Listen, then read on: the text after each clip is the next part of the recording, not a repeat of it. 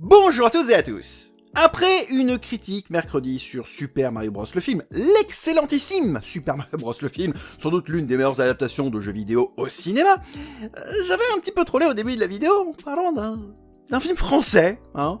Et bah vous savez quoi, c'est le sujet du jour. Générique.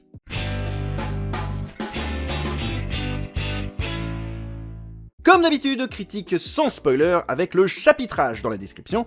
Passons du coup à la partie histoire. Alors, essayez de résumer une histoire qui est pratiquement la même d'un film à l'autre, nous en parlerons dans la deuxième partie, enfin dans la troisième partie, la partie de mon avis. Disons que, bon, il y a des petites subtilités, je vais essayer de retranscrire ça comme je peux. Donc, le film nous présente le jeune D'Artagnan qui quitte sa province de Gascogne. Donc il monte vers Paris pour devenir donc mousquetaire. Sauf que le chemin vers Paris est un peu long et il se retrouve un peu mêlé à une histoire sans vraiment... à son insu, donc. Et de cette histoire, il cherche les responsables de cette histoire. En parallèle, il s'avère qu'il y a une rivalité entre les mousquetaires et la garde de Richelieu, si je ne dis pas de bêtises, et un conflit d'intérêts, on va dire, donc bref, sans trop rentrer dans les détails. Bref, c'est très complexe, enfin, dit comme ça, là, ça paraît complexe, le film ne l'est pas. Mais bon, on va passer à la partie de mon avis, parce que je pourrais essayer de vous résumer un peu plus, mais... il y a plein de subtilités dans ce film que je n'ai pas trouvé dans d'autres films. Donc pour le coup, je vais m'en tenir à quelques éléments qu'on peut trouver dans la bande-annonce et au début du film. Mais le film est beaucoup plus vaste que ça. Passons donc à la partie mon avis. Alors, il faut savoir que je n'ai pas forcément une grosse connaissance de l'œuvre d'Alexandre Dumas. J'ai, pour ainsi dire, un bouquin que j'ai lu, donc... ça reflète un peu, désolé. Alors, vous dites la couverture est un peu étrange. C'est normal, c'est tiré d'une adaptation Disney. Oui, Disney a tenté du coup l'adaptation des Trois Mousquetaires au cinéma, donc par Walt Disney Pictures, donc, avec entre autres dans les rôles titres Kiefer Sutherland, Charlie Sheen, Tim Curry, ainsi que le Robin de Batman et Robin qui jouera plus tard dans NCIS Los Angeles, Chris O'Donnell. Alors, j'ai vu ce film, qui est disponible d'ailleurs sur Disney+, pour ceux que ça intéresse, enfin Disney+, France, pour ceux que ça intéresse. Alors, le film est un film de son époque, hein, c'est-à-dire début des années 90, donc forcément, c'est un peu coloré, c'est plutôt joyeux, ça reste du Disney, hein, je rappelle. Pourtant, ça en fait un film tout public très sympathique, avec des acteurs qui sont plutôt convaincants dans leur rôle. J'ai vu un autre film, celui-là j'aurais préféré ne pas le voir, Les Trois Mousquetaires, avec, du coup... Mila Jovovich, avec Luke Evans, avec du coup Christoph Waltz, avec Orlando Bloom. C'est un film de Paul W.S. Anderson. Vous le sentez le gros nanar ? Ben vous avez bien raison, oui, celui-là c'est un gros nanar, vaut mieux l'éviter, hein, réellement. Et bon, forcément, je suis un gamin des années 90, j'ai aussi souvenir d'une série animée qui passait sur France 3 et Télétoon, qui s'appelait Albert le 5e mousquetaire. Mais celui-là, je vais pas trop en parler parce que je crois que tout le monde s'en fout et je crois que tout le monde a oublié. Sauf moi. Mais bon, que voulez-vous, je suis un petit peu un illuminé. Donc voilà, autant vous dire que ma connaissance du bouquin de base, elle est quand même... Voilà, j'ai lu le bouquin, mais bon, d'une adaptation à l'autre, c'est un peu comme avec Marvel, hein, forcément. Des fois, on adapte un peu ce qu'on peut, ou ce qu'on veut. Voilà, voilà. Et ce film français, alors, c'est assez drôle, hein, c'est quand même, de base, le deuxième film du groupe Pathé que je vois au cinéma cette année. C'est aussi le deuxième film que je vois avec Vincent Cassel cette année au cinéma. Et c'est aussi, du coup, le deuxième film du groupe Pathé avec Vincent Cassel que je vois au cinéma. Le premier étant Astérix. Alors déjà, comparaison qui va faire mal, le budget. Vous ne le savez peut-être pas, mais ce film, du coup, Les Trois Mousquetaires, a coûté environ 35 millions d'euros. C'est-à-dire à peu près 2 fois moins cher que le dernier Astérix. Pour un résultat 1 milliard de fois plus beau et incroyable qu'Astérix. Réellement. Donc déjà, la comparaison fait mal. Quand on entend un Guillaume Canet venir « Oui, mais il faut sauver le cinéma français avec un gros budget !» Mec, c'est pas une question de budget. Hein. Kaamelott avait moins de 20 millions de budget, hein, je crois qu'il avait quelque chose comme 15 millions, et Kaamelott arrive à être beaucoup plus intéressant et beau que le dernier Astérix. Hein. Donc c'est pas une question de budget. Hein. Et on va parler point par point du film. Alors déjà, le casting. Le casting est très intéressant. Alors on a, parce que c'est pas du casting 5 étoiles dans le sens c'est que des têtes d'affiche et que des noms incroyables. Non, mais ça me semble être des noms ultra intéressants pour le coup. On a donc Vincent Cassel, on a Romain Duris, on a François Civil. Alors j'ai l'impression que François Civil depuis 2021-2022, depuis Bac Nord, j'ai l'impression d'entendre ce nom tout le temps, partout. Donc il y a eu Bac Nord, il y a eu la voix de Buzz l'éclair. Alors, moi je l'ai bien aimé en Buzz l'éclair. Et je continuerai à défendre ce film d'animation Buzz l'éclair qui se fait défoncer, je sais pas pourquoi. Alors que c'est typiquement le film que Andy de Toy Story aurait très bien pu voir au cinéma et le faire aimer Buzz l'éclair. Donc je vois pas où est le problème. Et François Civil est très convaincant dans ce film. Il y a aussi Pio Marmaille que j'adore. J'adore Pio Marmaille. Ouais, je l'avais bien aimé dans Comment je suis devenu super-héros sur Netflix. Même si le film se met à picoler en plein milieu du film, c'est un peu con. Mais j'adore Pio Marmaille. Un acteur très sous-estimé, vraiment, je vous le dis. Pour moi, c'est un acteur français très sous-estimé. J'adore Pio Marmaille, je le dis encore une fois, je l'adore, honnêtement. Et on a aussi Eva Green, qui est incroyable, honnêtement. Elle est incroyable. Depuis Casino Royale, je crois que j'adore Eva Green. Et vous me mettez Eva Green dans un film, elle sublime le film, mais le plus nanardesque possible. Coucou, 300, numéro 2. Ouais, joue dedans, et bah, c'est le seul point positif du film. Eva Green, que voulez-vous? Et alors, je ne vais pas vous spoiler toutes les personnes qui sont présentes dans ce film, mais concrètement, on a affaire à un casting ultra intéressant, ultra cool, ultra bien positif, honnêtement. Vraiment, c'est... Alors, je ne vais pas spoiler le personnage en question, mais Louis Garrel est peut-être un peu plus... comment dire? C'est pas qu'il est en sous-jeu, je sais pas si c'est le personnage qui veut ça, mais je le trouve un peu mal à l'aise, je le trouve pas forcément à sa place. Alors, je pense que c'est plus le personnage qui veut ça, et auquel cas il joue très bien, ou est-ce que le personnage qu'il campe est censé normalement être un petit peu plus...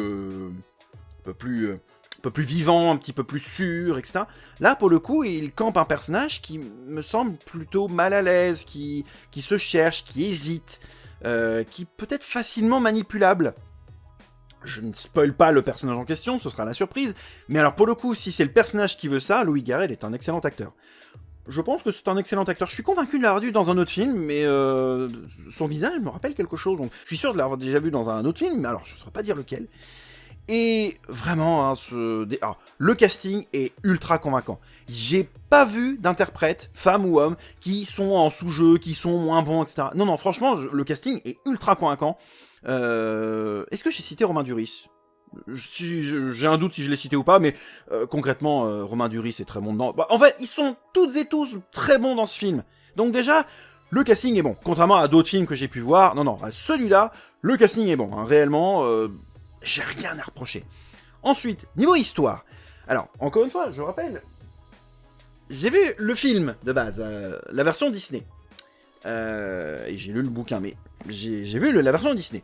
J'ai vu la version de Paul Douglas Anderson qui, alors vous pouvez l'oublier, faites comme si elle n'existait pas. Pourtant le casting est ultra intéressant, mais punaise, ce film est mauvais, c'est un nanar, hein, honnêtement, à ce stade. Vraiment, hein, il est convaincu qu'il est bon, mais en fait non, il est pas bon, je suis désolé. Bref, ce film français, et alors, partie 1, je précise, on y reviendra un petit peu plus tard, ce film français est vraiment très cool. L'histoire est ultra convaincante, elle arrive à me surprendre, même si pourtant je connaissais d'autres versions de l'histoire, mais elle arrive à me surprendre, les acteurs sont vraiment investis de leur personnage, et ils sont leur personnage, et ils sont convaincants.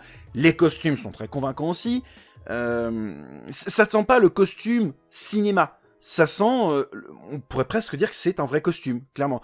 Comme si, je sais pas, je vais vous donner un exemple, comme si ça avait été travaillé pour le Puy du Fou et qu'on s'y croit réellement, par exemple. Même si je n'ai jamais été au Puy du Fou, mais j'ai quand même vu des vidéos, des images, des reportages qui montrent le Puy du Fou. Donc, pour le coup, c'est ultra convaincant.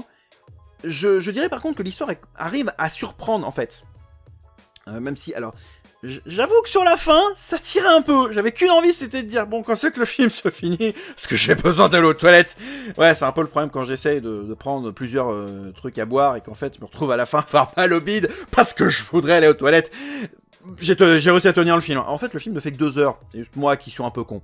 Réellement, je vous le dis, c'est moi qui suis un peu con pour le coup. Mais le film, 2 heures, honnêtement, on les voit pas passer. Réellement, c'est juste moi à la fin qui abuse un peu, mais honnêtement, j'ai pas vu le temps passer. Et l'histoire arrive à avoir des retournements de situation, arrive à surprendre son spectateur, arrive à proposer un spectacle grandiose et ultra intéressant. Et alors, le petit point qui pourrait... Alors, je sais pas comment le dire. La bande-annonce montre même pas un quart du film. La bande-annonce est plutôt, je vais dire, mensongère, mais elle est très en surface. Réellement, elle ne rend pas justice au film. Et alors, la bande-annonce montre comme musique Gangsta Paradise version orchestrale, mais elle n'est pas présente dans le film, hein, je vous le dis tout de suite. Elle n'est pas du tout présente dedans. Le film est censé avoir ses propres compositions musicales, qui sont plutôt convaincantes. Même s'il y en a une qui m'a un peu fait penser au Dark Knight. No joke, il y a une compo dedans, il y a un morceau musical qui me fait penser au Dark Knight. Version Nolan, hein, je précise. Hein. Alors c'est quelques instants, hein, mais alors vous verrez le film si vous n'avez pas vu. Enfin, si vous avez vu le film, vous savez de quel moment je veux parler dans le film. Et pour le coup, j'ai rien à reprocher au film. Ah si. Comment j'ai pu oublier un truc pareil? Il y a des scènes d'action dans le film. Le caméraman doit certainement être atteint de Parkinson ou alors doit d'avoir le syndrome de ce qu'on appelle le shaky cam. C'est-à-dire qu'il y a des moments, alors autant il y a des actions qui sont en mode j'ai oublié le terme, plan séquence, qu'il y a des actions en mode plan séquence, c'est ultra réussi et réaliste pour le coup. Les chorégraphies de combat sont très réalistes, il n'y a pas de problème. Cependant, l'action est un peu en mode shaky cam. Hein. Vraiment, c'est... Zen, on se calme. Pas la peine de s'emballer, de s'emporter, etc. Enfin, il y a de très belles scènes de duel, vraiment version KPDP. Hein. Mais alors, certaines scènes, alors pas toutes, heureusement, il y a une ou deux scènes où tu te dis clairement que c'est un peu shaky cam, un peu Parkinson. C'est dommage. C'est dommage parce que il y a certains moments dans le film, au niveau action, où c'est très réussi, très calme, très posé, et on arrive à montrer justement ce côté calme de l'action. Ou en tout cas, on arrive à montrer une action, mais de manière calme. Là, il y a peut-être une, voire deux scènes, où c'est peut-être un peu trop Parkinsonesque en termes de caméra. C'est un peu dommage. Franchement, je vous le dis, c'est un peu dommage. Bon, ça gâche pas le film, hein, réellement. C'est peut-être moi qui chipote, hein, honnêtement. Hein. J'ai vu personne s'en plaindre, visiblement. Donc, honnêtement... Alors, je passe du coup à la conclusion. Est-ce que je recommande, du coup, ce film ? Ou en tout cas, est-ce que je recommande d'investir 2 heures de votre temps et 10 € pour une place de ciné ? Oui. Littéralement, oui. Je ne l'ai pas vu en séance ICE ni en 3D. Je suis pas sûr qu'il y ait une 3D d'ailleurs pour ce film. Je l'ai vu en séance classique, et honnêtement, ce serait même avec plaisir d'y retourner pour une deuxième fois. Un peu comme Mario d'ailleurs. Réellement, pour un film français, je me dis, mais c'est ça qu'on veut comme film français. Un film avec de l'envergure, avec de l'ambition, qui essaye, et qui clairement a une gueule incroyable. Les interprètes dedans sont vraiment investis de leurs personnages. L'histoire est... même si c'est la base même des Trois Mousquetaires, arrive quand même à surprendre, et arrive à avoir des points inédits que je n'ai pas vus dans d'autres versions. Et, alors je précise, c'est une partie 1. Mais même pour une partie 1, ça se suffit à lui-même. La partie 2 sera apparemment, de ce que j'ai compris, disponible en novembre 2023, c'est-à-dire cette année. Donc, honnêtement, j'ai hâte de voir la partie 2, réellement. Et même là, ce film partie 1, ben, je vous le recommande, mais alors... c'est une forte recommandation à 200%, réellement, franchement. Alors, le film a un peu le défaut de sortir en même temps que Mario, et 2 semaines après John Wick. 2 films très réussis au demeurant. Et alors, heureusement que l'équipe du Palmacho a sorti son film 1 semaine avant, ça évite d'avoir une concurrence frontale, enfin directe. Mais concrètement, bah, je vous recommande Les Trois Mousquetaires, partie 1 d'Artagnan, réellement. Si vous avez l'occasion... foncez. Réellement, foncez. Je terminerai du coup la critique de ce film. Je rappelle que dedans, il y a Eva Green. Eva Green qui a joué dans aussi pas mal de films internationaux. De films américains ou britanniques. Et justement, en voyant Eva Green dedans, c'est là que je me dis, ce film pourrait très bien être une production américaine. En tout cas, c'est aussi réussi qu'une production américaine. Et c'est là que je me dis, mais ils ont enfin fait un putain de bon film français qui a la gueule d'un film américain et qui est aussi bon, voire même mieux que certains films américains. La preuve, Paul W.S. Anderson n'a pas réussi à faire quelque chose d'incroyable alors qu'il avait un putain de bon casting. Ce film français est cool. Si vous avez l'occasion, allez le voir, franchement, c'est une super bonne surprise. La bande-annonce ne lui rend peut-être pas justice, ou en tout cas ne montre même pas un quart du film. C'est vous dire. Donc franchement, si vous avez l'occasion, allez voir ce film. Ça a été une super bonne surprise pour ma part. J'ai adoré ce film et je le recommande vraiment à 200%. Voilà, c'est la fin de cette vidéo. Merci à vous toutes et à tous de l'avoir suivi. On se retrouve la semaine prochaine pour la critique de Donjons et Dragons. D'ici là, portez-vous bien. Gros bisous à toutes et à tous. Salut!